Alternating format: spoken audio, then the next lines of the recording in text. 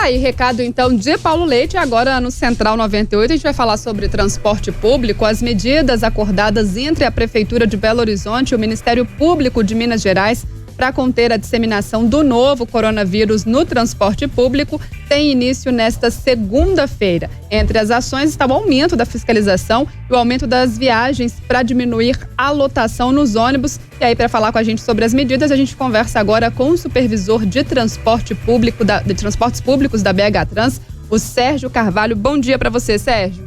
Bom dia, ouvintes. Sérgio, conta pra gente, né, como é que tá essa questão aí, esse acordo entre a Prefeitura e o Ministério Público no sentido de fiscalizar mais esse transporte público em Belo Horizonte, é isso mesmo? É isso. A BH Trans já vinha com todo o seu corpo de fiscalização em campo, né, fazendo a fiscalização tanto nos pontos finais, quanto nas estações e ao longo dos itinerários. Então, esse é um dos itens que foram acordados, é a intensificação dessa fiscalização. Além da fiscalização em campo, nós fazemos também a fiscalização de forma eletrônica. Nós temos aqui, através dos nossos sistemas que recebem as informações dos veículos. Então, nós temos todas as viagens, com os horários e a demanda que foi registrada nas roletas. Sérgio, bom dia, João Henrique do Vale. Sérgio, bom dia. Ontem a gente recebeu várias reclamações dos nossos ouvintes em relação à lotação dos ônibus, eles relatando que aconteceram algumas ocorrências de muita gente dentro dos ônibus. Como é que você faz essa avaliação do primeiro dia aí que essas medidas estavam valendo ontem? Certo. A gente faz a monitoração do sistema diariamente. Então, todos os dias, nós fazemos uma reunião com os concessionários, nesse período de pandemia. Todos os dias a gente reúne com os concessionários e a gente passa o retorno da nossa fiscalização em campo, quais são aquelas linhas que tiveram maiores problemas pontuais, porque às vezes uma linha pode ter um problema em um determinado horário específico, ou pode ter um problema num dia, mas aquilo não se repete nos outros dias. Aquelas linhas que reiteradamente, em determinados horários, apresentam problemas, além dos concessionários estarem sujeitos às penalidades previstas no regulamento dos serviços, nós passamos essa informação para os concessionários para que eles possam programar mais viagens naqueles horários específicos.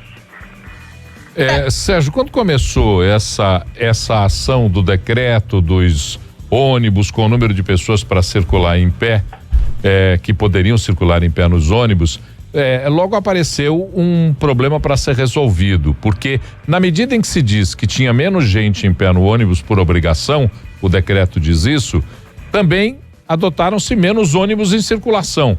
Então ficou uma coisa sem que a gente pudesse entender. Você quer que menos gente ande em pé e tem menos ônibus circulando. E mesmo com as medidas que vocês aí fiscalizam nesse acordo com o Ministério Público, hoje na capital, e ninguém precisou me contar, porque eu vi aqui na Nossa Senhora do Carmo, os ônibus estão passando lotados. Tem alguma coisa que está acontecendo aí? A realidade está traindo o projeto ou o projeto vai demorar para ser implantado? Não, veja bem, o sistema de transporte coletivo municipal, né, que é o gerenciado pela Prefeitura de Belo Horizonte e pela BH Trans, nós estamos falando do sistema municipal. Nós temos uma produção de cerca de 13 mil viagens por dia, né? Essas 13 mil viagens, evidentemente, que é humanamente impossível para o nosso corpo de fiscalização estar presencialmente, né, em todas essas viagens. Por isso que a gente, além de ter o nosso corpo de fiscalização em campo, a gente faz também a fiscalização eletrônica por meio dos dados das viagens que são realizadas. Mas veja bem, nesse período de pandemia, o que aconteceu? Se nós pegarmos, por exemplo, lá, vou fazer aqui um histórico rapidinho.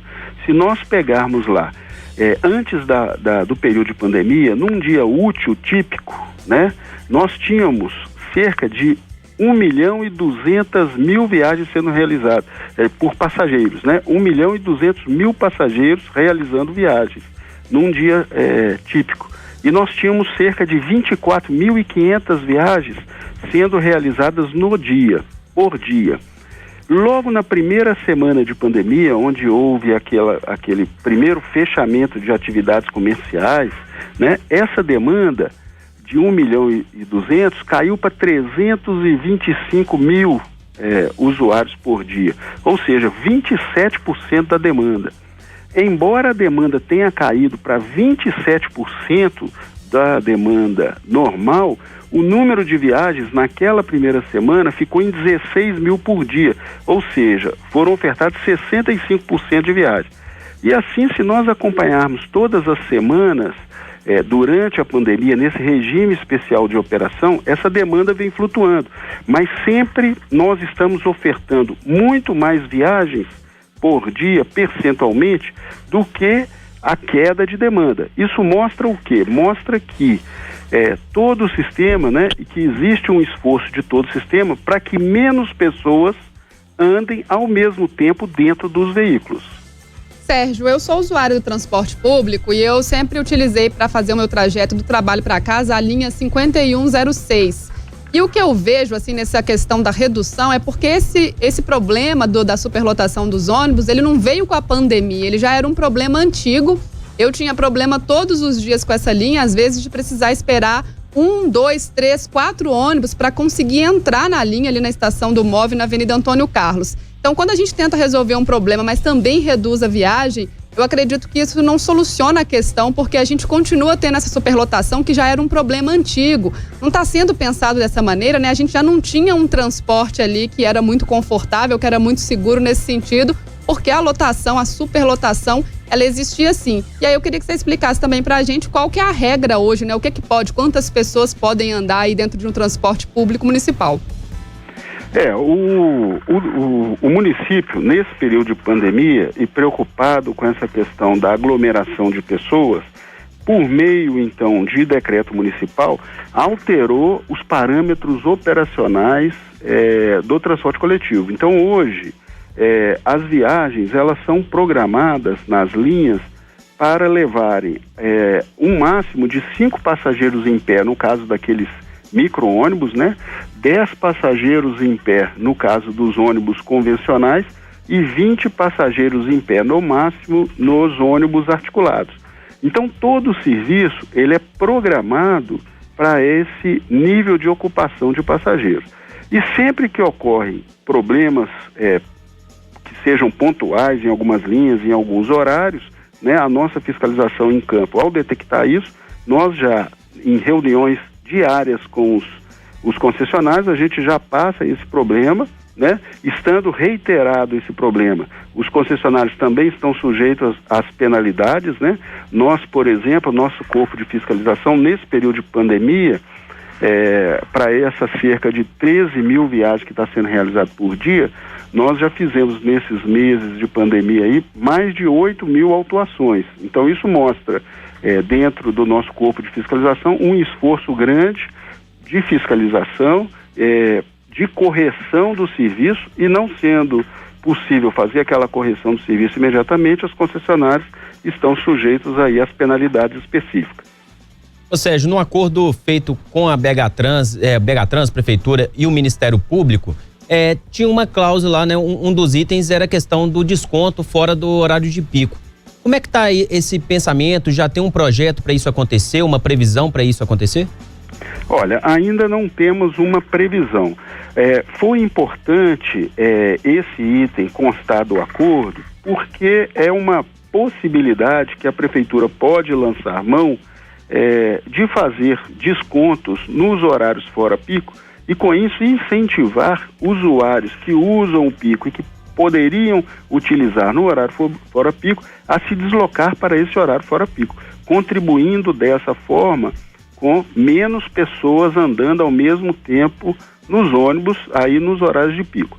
Mas, por enquanto, não existe uma previsão de que isso ocorra, né? É importante que isso esteja no acordo, porque abre uma perspectiva da Prefeitura lançar mão de uma ferramenta desse tipo, caso os números aí, tanto com relação à questão da pandemia, com relação aos números de saúde, quanto os números do transporte coletivo, apontem para essa viabilidade. Sérgio, você falou sobre a questão das penalidades aplicadas às empresas de ônibus, né? No caso, o descumprimento dessas regras, agora falando da pandemia. E a gente sempre fala aqui também sobre essas penalidades, sobre as multas aí por problemas antigos, né? Sobre, por exemplo, a questão da ausência dos cobradores nos ônibus. Essas multas antigas, essas penalidades atuais, elas têm sido pagas pelas empresas? Isso tem funcionado? Porque, assim, a gente entende que aplicar uma multa, se ela não é paga, a gente realmente também não resolve o problema, né? Sem dúvida. O que acontece, a prefeitura, ela tem uma sequência, né, e que inclusive está previsto aí nos contratos, uma sequência de tempos de recursos que as concessionárias têm. Então, sempre que uma autuação ela é feita, né, a concessionária, conforme o regulamento do serviço, ela pode fazer recurso, esse recurso ele é julgado, então nós temos uns prazos. Ao final desses prazos de recursos, então nós temos recurso de primeira e segunda instância, ao final, caso essas multas não venham a ser pagas, elas vão para a dívida ativa, assim como qualquer cidadão de Belo Horizonte que não pague algum tributo municipal, vai ter o seu CPF, né, no caso das empresas, o CNPJ, inscrito lá na dívida ativa, cabendo aí ao setor específico da prefeitura da dívida ativa fazer as cobranças dos devedores. O que acontece, Carol, de fato, é que as empresas operadoras, elas normalmente postergam ao máximo o pagamento das autuações. Então, o que acontece na grande maioria das autuações é que elas vão sempre para a dívida ativa. É uma pena, né, Sérgio? Porque a gente até fez uma matéria na semana passada mostrando o quanto poderíamos, né, esse valor que já chega a mais de 4 milhões, isso os dados da semana passada, de multas, então isso poderia ajudar muito na pandemia. E enquanto a gente estava conversando, Sérgio, muitos ouvintes aqui mandando relatos de ônibus lotados. Como é que os ouvintes podem denunciar? Como é que eles podem ajudar aí nessa fiscalização? Certo, nós temos canais aí onde o ouvinte pode nos enviar. É importante que ele, ao relatar o problema, que ele procure nos informar direitinho qual foi o dia da ocorrência, a linha e o horário, porque isso nos facilita aqui para direcionar a nossa fiscalização. Ele pode fazer isso por meio virtual, né, no site da prefeitura. Lá nós temos a abinha Fale Conosco, onde o usuário pode colocar essas informações. Então, a data, o horário, a linha e o problema que ocorreu. Por exemplo, o ônibus está sem o álcool gel, por exemplo, que é obrigatório. O ônibus está com lotação acima do permitido, ou qualquer outro tipo de problema. Isso nos ajuda porque, claro, nós temos, como eu disse aqui, são 13 mil viagens por dia. Nós não temos condições de estar presentes nas 13 mil viagens que são produzidas diariamente. Então, essas informações dos usuários são importantes para a gente direcionar melhor a nossa fiscalização em campo. Aí, a gente conversando então com o supervisor de transportes públicos da BH Trans, Sérgio Carvalho. Sérgio, muito obrigada pela participação, por bater esse papo com a gente aqui no Central 98. Ok, Carol, nós é que agradecemos aí a oportunidade. É sempre importante podermos mostrar o lado aqui da BH Trans. Nós estamos trabalhando diariamente para melhoria contínua do serviço de transporte coletivo. É um desafio grande, mas é nossa missão e a gente conta aí com a ajuda dos ouvintes, delatando aí problemas para que a gente possa, com a nossa fiscalização, tentar resolver o mais rápido possível. Obrigada e ótimo dia para você.